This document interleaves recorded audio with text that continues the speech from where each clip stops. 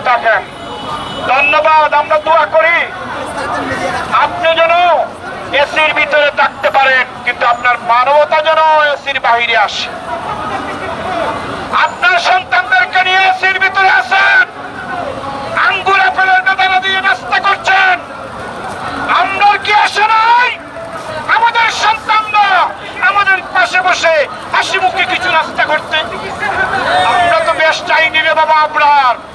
আমরা যে তুমি তো তোমার বাবার দাম দিতে না, আমাদের ট্যাক্সের পোষায় তুমি গোলাম হিসেবে আমাদের চেয়ারে বসে আছো। আমাদের কথা তুমি শোনো না। মিডিয়ার ভাইদেরকে উদ্দেশ্য করে বলছি, আপনার সাহেবের বিরুদ্ধে এই কথা যদি তার গায়ে লাগে কোনো অসুবিধা নাই।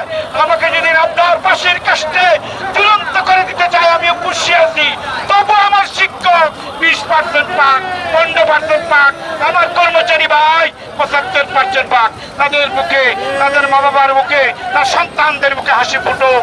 আপনার সতর্ক হও বাবা। আমরা যখন জেগে উঠবো তখন পালাবার জায়গা পাইবা না। আসসালামু আলাইকুম।